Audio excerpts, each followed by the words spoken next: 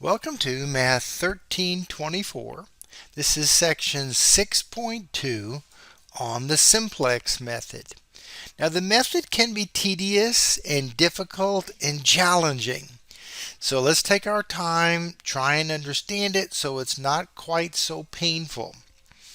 Alright, so what we want to do is we want to maximize this situation. We have a P to maximize. We have some constraints, and it's in quadrant 1. So as we saw in 6.1, we introduce the slack variables.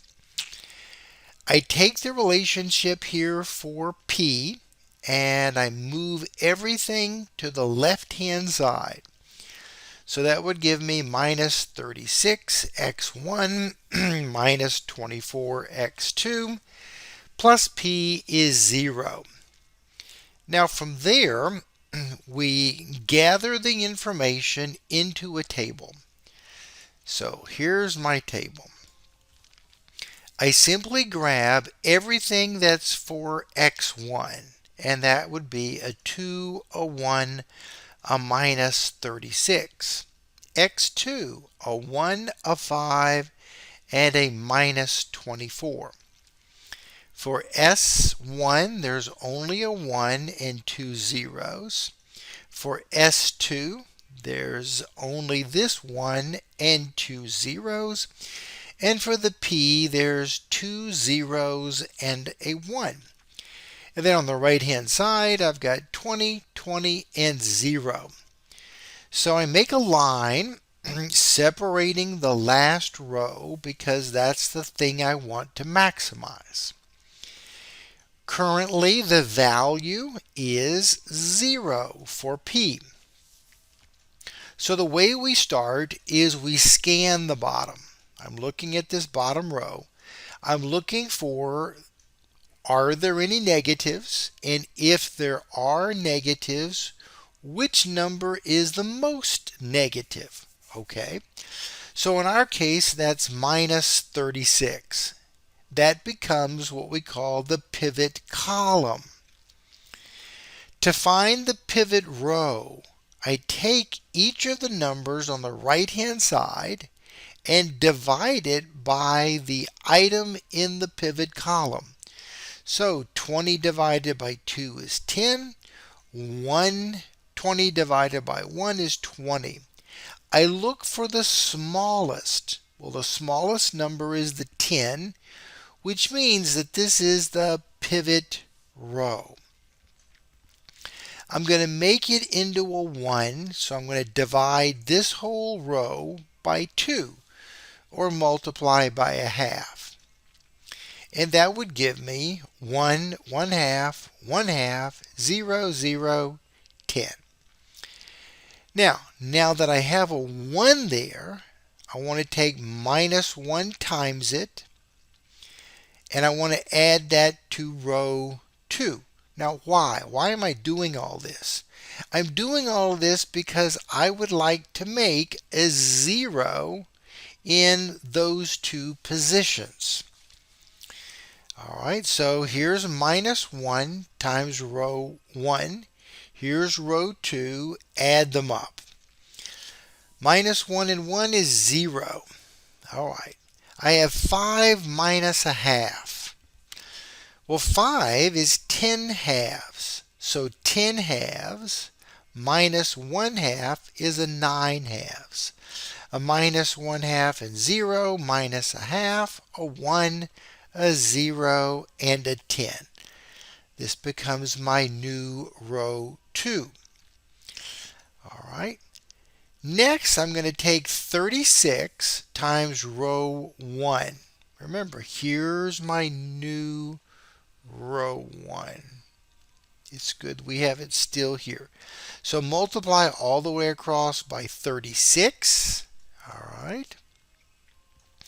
Add that to row 3. I get a 0, a minus 6, 18, 0, 1, and 360. All right, let's put all this together. Where are we at? So here's my row 1. Here's the new row 2. Here's the new row 3. What is this telling me? Well, P has grown from 0 to 360.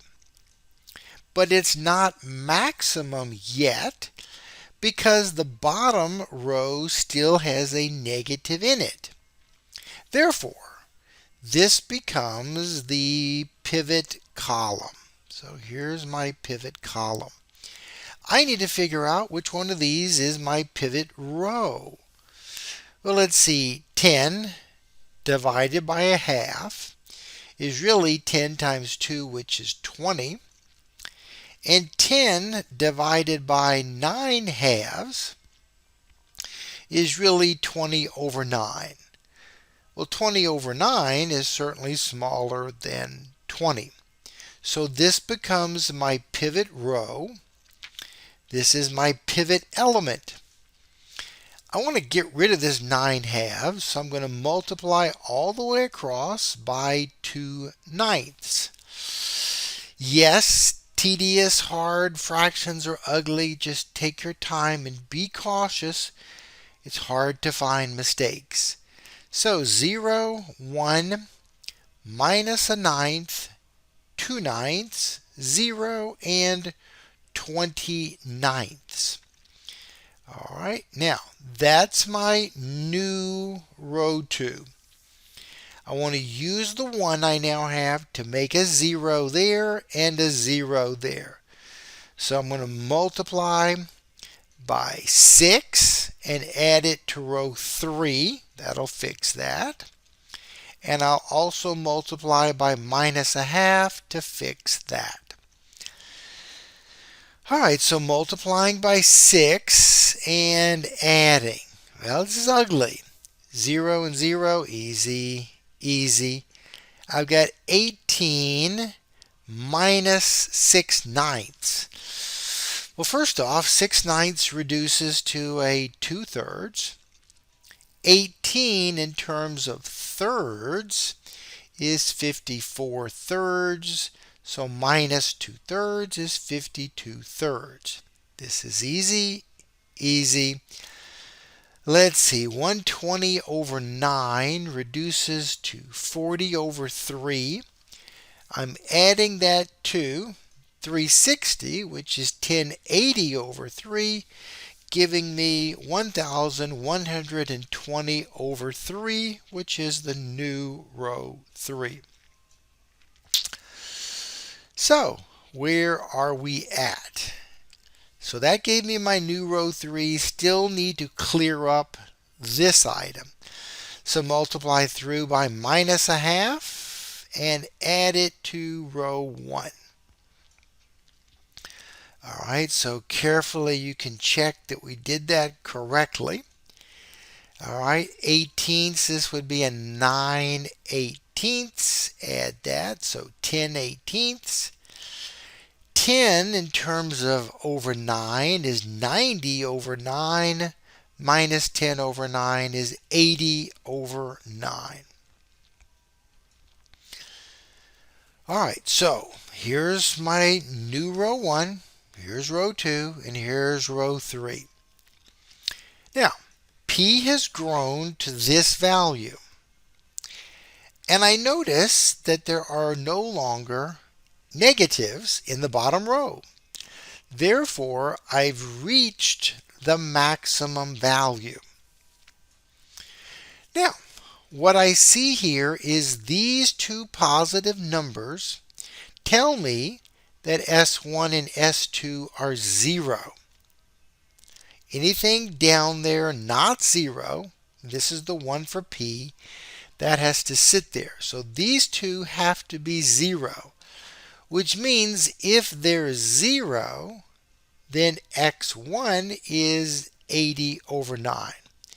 If these two are 0, x2 is 20 over 9. So this is the corner point where we get this maximum value. That's what this whole simplex process is doing, is moving us from corner point to corner point to maximize the particular thing we're trying to maximize. All right, question 2.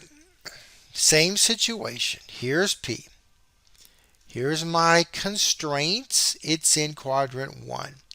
Introduce your 2 slack variables, because I only have 2 inequalities. That gives me this table. All right, how did I get this last row again? Well, simply move all of the stuff in P to the left. So a minus 30, a minus 1, 2 zeros, and a 1. All right, so I need to figure out the pivot column. Okay, so the pivot column is going to be this one, right? This is my pivot column because it's the most negative. 16 over 2 is 8. 16 over 1 is 16. All right, so my pivot is in row 1. So again, look for the most negative. Got it. Now I look to see which of these is the pivot row. Well, just divide and find which one gives you the lowest number. If there's a tie, then just pick either one.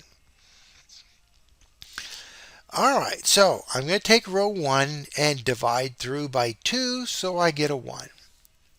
All right, so here is my new row 1. This is what my system looks like.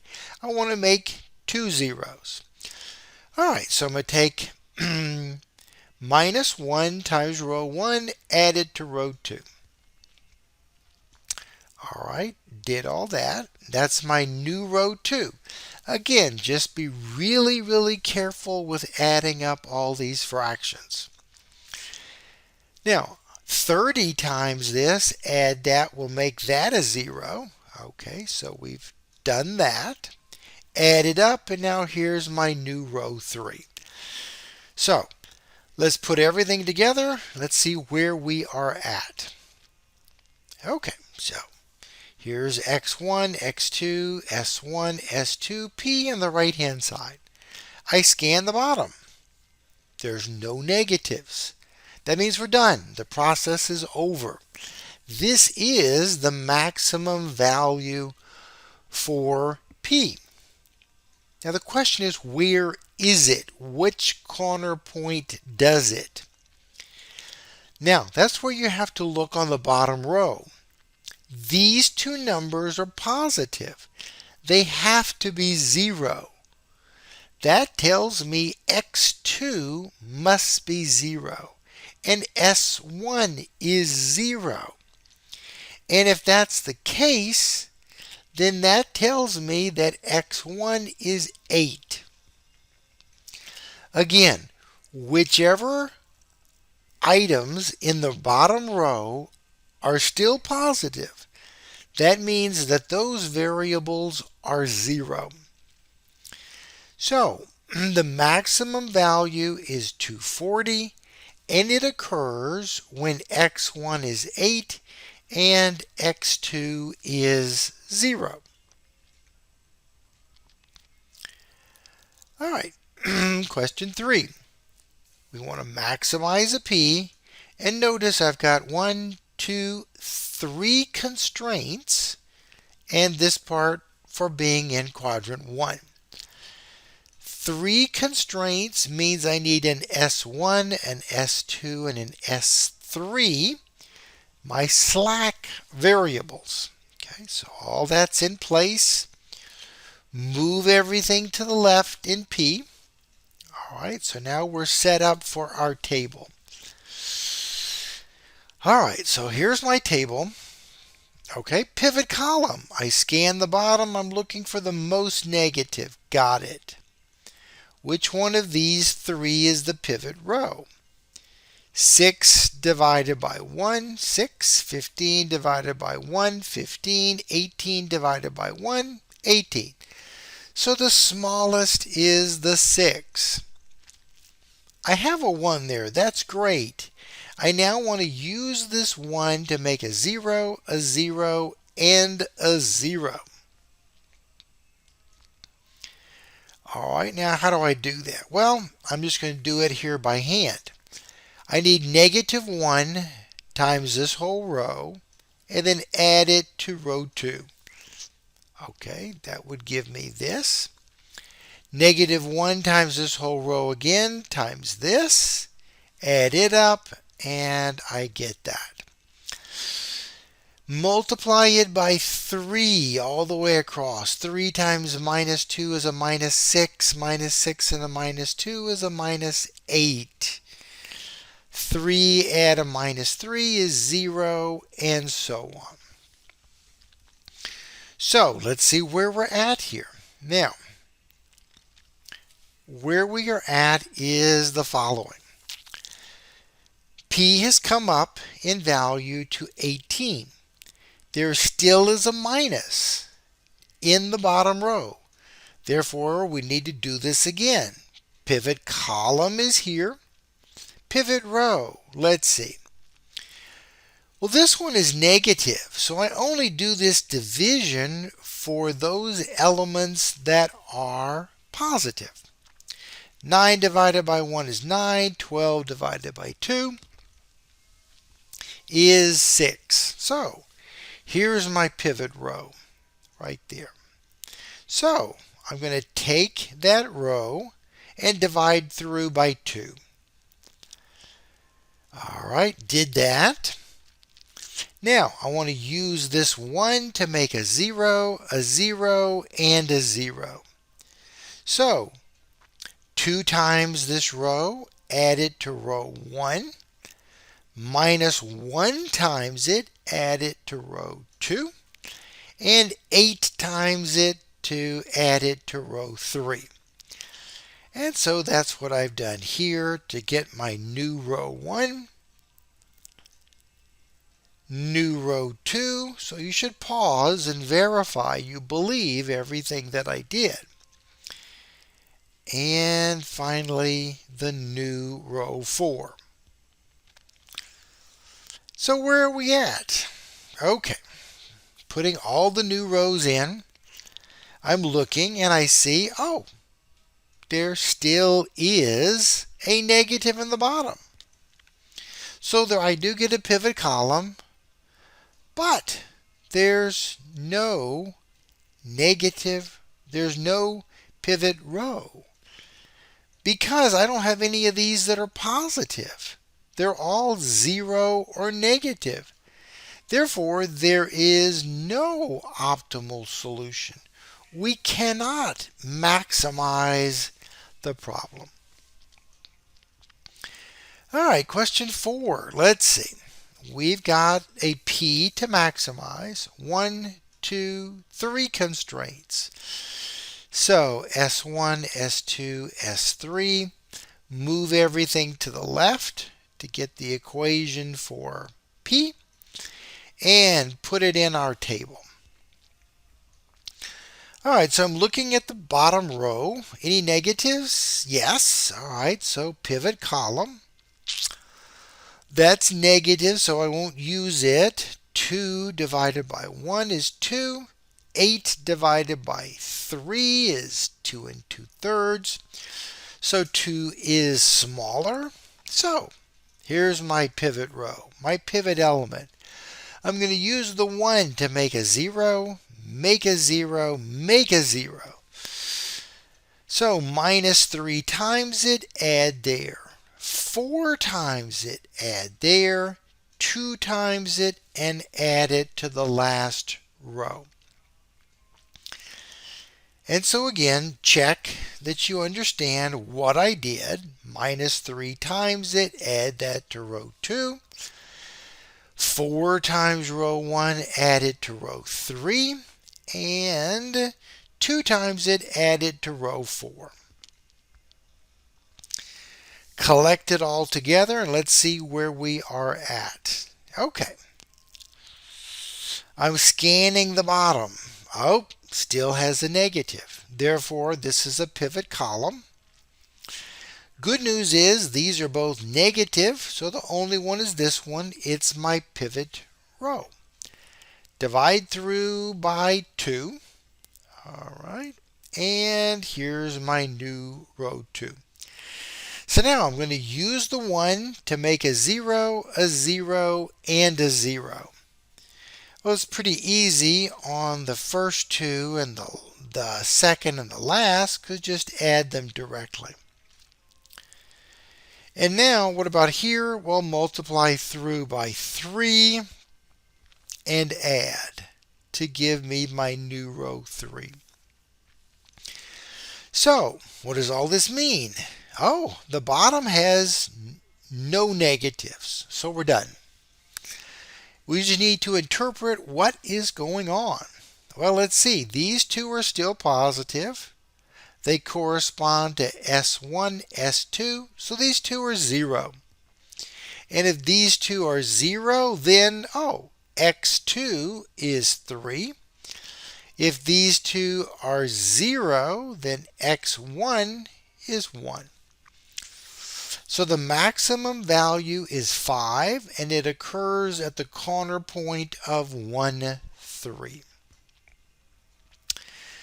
Finally, question 5. Here's P. Move everything to the left. Did that. One constraint. All right, so one slack variable. This means quadrant 1. So, pretty easy. 1, 2, 1, 0, 6.